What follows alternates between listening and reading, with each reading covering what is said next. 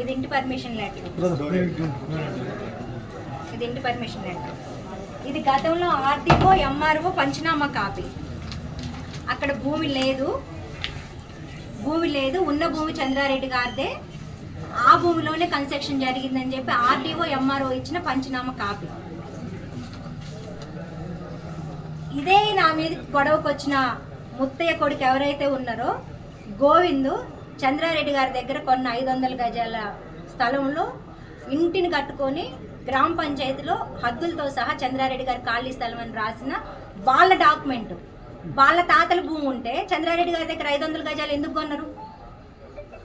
చంద్రారెడ్డి గారు దానం చేసిన వెటనరీ హాస్పిటల్ రైట్ ఉంటుంది, నువ్వు మధ్యలో ఉంటావు, లెఫ్ట్లో చంద్రారెడ్డి గారి ఖాళీ స్థలం ఉంటుంది, మధ్యలో 500 గజాలకి నీ తాతకు భూమి యాడ్ నుంచి వచ్చింది. ఇది ఇంటి పర్మిషన్ లెటర్. ఇది ఇంటి పర్మిషన్ లెటర్. ఇది గతంలో ఆర్డీఓ ఎంఆర్ఓ పంచనామా కాపీ. అక్కడ భూమి లేదు, ఉన్న భూమి చంద్రారెడ్డి గారిదే, ఆ భూమిలోనే కన్స్ట్రక్షన్ జరిగిందని చెప్పి ఆర్డీఓ ఎంఆర్ఓ ఇచ్చిన పంచనామా కాపీ. ఇదే నా మీద గొడవకు వచ్చిన ముత్తయ్య కొడుకు ఎవరైతే ఉన్నారో గోవిందు చంద్రారెడ్డి గారి దగ్గర కొన్న 500 గజాల స్థలంలో ఇంటిని కట్టుకొని గ్రామ పంచాయతీలో హద్దులతో సహా చంద్రారెడ్డి గారి ఖాళీ స్థలం అని రాసిన వాళ్ళ డాక్యుమెంట్. వాళ్ళ తాతల భూమి ఉంటే చంద్రారెడ్డి గారి దగ్గర 500 గజాలు ఎందుకు కొన్నారు? చంద్రారెడ్డి గారు దానం చేసిన వెటనరీ హాస్పిటల్ రైట్ ఉంటుంది, నువ్వు మధ్యలో ఉంటావు, లెఫ్ట్లో చంద్రారెడ్డి గారి ఖాళీ స్థలం ఉంటుంది, మధ్యలో 500 గజాలకి నీ తాతకు భూమి యాడ్ నుంచి వచ్చింది. సూర్యాపేట జిల్లాలో అధికార పార్టీ నేతలు రెచ్చిపోతున్నారు. కోదాడ మండలం గుడిబండలో మాజీ ఎంపీపీ చింతా కవిత ఇంటిపై గ్రామస్తులతో దాడి చేసేలా రెచ్చగొట్టారు. కోర్టులో స్టే ఉన్నప్పటికీ ఇంట్లోకి చొరబడేందుకు యత్నించారు. అధికార పార్టీ నేతల కనుసన్నల్లో పోలీసులు సైతం వారికే మద్దతుగా నిలిచారు. హైకోర్టులో స్టే ఉన్న సివిల్ మ్యాటర్లో జోక్యం చేసుకుని అధికార పార్టీ నేతల ప్రోత్సాహంతో అత్యుత్సాహం చూపించారని చింతా కవిత ఫైర్ అయ్యారు. కోర్టులో స్టే ఆర్డర్ ఉన్న గ్రామస్తులు తమ ఇంటిపైకి రావడం ఏంటని ప్రశ్నించారు. తామెందుకు ఖాళీ చేయాలని ఇంట్లోని ఎంపీపీ బంధువులు బైఠాయించారు. అధికార పార్టీ నాయకుల అండదండలతో గతంలో తనపై దాడి చేశారని మాజీ ఎంపీపీ చింతా కవిత ఆరోపించారు. మా మామగారు 1971లో కందరపోయిన వీరమ్మ అని చెప్పేసి 3 ఎకరాలు 2 కుంటల భూమి కందరపోయిన వీరమ్మ దగ్గర కొనడం జరిగింది. దానికి 1971 రికార్డు అది. ఆ దగ్గర నుంచి మళ్ళీ అదే చంద్రారెడ్డి గారి కొడుకులు రిజిస్ట్రేషన్ డాక్యుమెంట్తో వేరే వ్యక్తులకు అమ్మడం జరిగింది.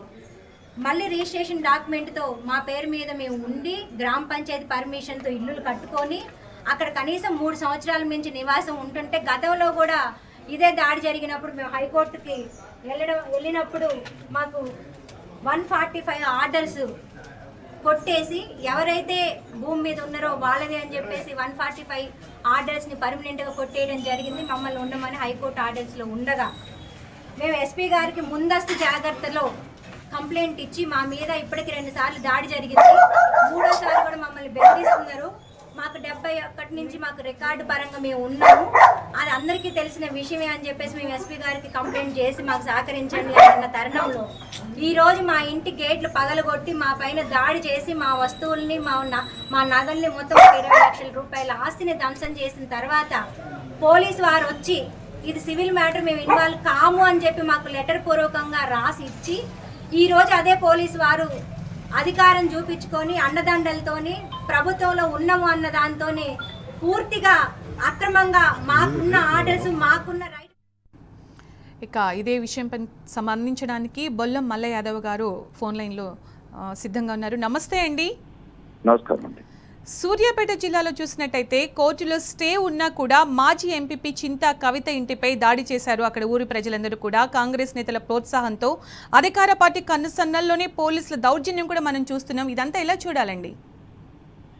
న్యాయస్థాన పరిధిలో ఉన్న విషయంలో తలదూర్చడం పోలీసు వాళ్ళు మేమేమో వీళ్ళు అప్లికేషన్ పెట్టుకుంటేనేమో మాకు పోలీసు రక్షణ కావాలి, భయభ్రాంతులకు గురి చేస్తున్నారు, 2 రోజుల నుంచి బెదిరిస్తున్నారు అని చెప్పేసి ముందస్తుగానే ఎస్పీ గారికి, డిఎస్పీ గారికి, సిఐ గారికి అందరికి ఉత్తరాలు పంపిస్తే వాళ్ళేమో ఇది సివిల్ మ్యాటర్ మేము తలదూర్చలేమని అన్నారు. పొద్దున వాళ్ళు వచ్చి దౌర్జన్యం చేస్తుంటే గేట్లు బదలగొట్టేటప్పుడు ఈ పోలీసు వాళ్ళే యూనిఫామ్ లేకుండా ఎస్బీ డ్రెస్లు వేసుకొని పోలీసు వాళ్ళు వాళ్ళకి సహకరించి వాళ్ళని పంపించేసి దౌర్జన్యం చేపించారు. ఇంట్లో ఉన్న వాళ్ళని దౌర్జన్యంగా మెడలు పెట్టి సిఐ బయటికి పంపించే ప్రయత్నం చేస్తా ఉంది. అవసరం ఏముంది? ఆమె ఎక్కడైనా శాంతి భద్రతల సమస్య వస్తే తలెత్తితే కొట్లాట కాకుండా అయిన దాని మీద చర్య తీసుకోవాలి తప్ప సివిల్ మ్యాటర్లో జోక్యం చేసుకొని ఎటువంటి కోర్టు ఉత్తర్వులు లేకుండా ఖాళీ చేపించే అధికారం సిఐకి ఎక్కడ ఉంది అని అనేది ఈ రోజు మామూలుగా ఆలోచించాల్సిన అవసరం. ఈ రోజు కాంగ్రెస్ నాయకుల అండదండలతోని ఖద్దరు సొక్కాలకి కాకి సొక్కాలు తోడే ఈ రోజు సహకరించే పరిస్థితి ఉంది. మేము ఉన్నతాధికారుల దృష్టికి కూడా తీసుకుపోతా ఉన్నాం. ఉన్నతాధికారులు మామూలుగా న్యూట్రల్గా అక్కడ ఉన్న వాస్తవాలు ఏంటో ఆలోచించండి అన్నా కానీ ఇక్కడ అధికారుల నాయకుల అడుగులకి మడుగులొచ్చి దౌర్జన్యం చేసేటోళ్ళకి సహకరించే పరిస్థితి, ఇంటి మీద దాడులు చేసే సంస్కృతి కోదాల్లో మొదటిసారిగా కాంగ్రెస్ ఈ నాయకులు. మల్లయ్య యాదవ్ గారు, అంటే గతంలో మీరు ఒక మాజీ ఎమ్మెల్యే, గతంలో మీరు ఎమ్మెల్యేగా ఉన్నారు, అప్పుడు ప్రజాపాలన ఎలా ఉంది, ఇప్పుడు ఎలా ఉందంటే ఏం చెప్తారు? శాంతి భద్రతల సమస్య తలెత్తనీయలేదండి. మొత్తం దాదాపుగా నేను 5 సంవత్సరాల కాల పరిధిలో పోలీస్ స్టేషన్లలో 0 కేసులు. గ్రామాలలో ఇటువంటి సమస్యలు భూతగాదాలు కానీ ఇంకా వేరే డొంక పంచాయతీలు కానీ ఇటువంటి ఎక్కడ కూడా సమస్యలు ఉంటే అక్కడికక్కడ పరిష్కరించుకునే విధంగా సామరస్యంగా మాట్లాడుకోమని చెప్పినాం తప్ప అధికార నాయకులకు అడుగులుగా మడుగులు వచ్చి పోలీసు వాళ్ళని కాకి వాళ్ళని వాడుకొని ఎదుటోళ్ళ మీద దౌర్జన్యాలు చేసే సంస్కృతి టీఆర్ఎస్ లో లేదు. అది ప్రోత్సహించలేదు ఇప్పుడు కూడా. ఈ రోజు కాంగ్రెస్ నాయకులు ఏదైనా మామూలుగా దాడులు చేయడమే లక్ష్యంగా పెట్టుకున్నారు. న్యాయస్థాన పరిధిలో ఉన్న ఇంటి మీద పోయి ఈ రోజు దౌర్జన్యంగా దాడి చేసి కటార్లు తీసుకొని కర్రలు తీసుకొని కారం పొట్లాలు తీసుకొని పోయి దాడి చేస్తున్నారు. అంటే ఈ రోజు వృద్ధులు చూడకుండా, మహిళల్ని చూడకుండా, చిన్నపిల్లల్ని చూడకుండా ఇక అరాచకమే లక్ష్యంగా పెట్టుకుంటే దానికి పోలీసు వాళ్ళు కాపలా కాసి పనిచేపిస్తున్నా ఉన్నారు. ఇది మా గౌరవం. థ్యాంక్ యూ సో మచ్ అండి.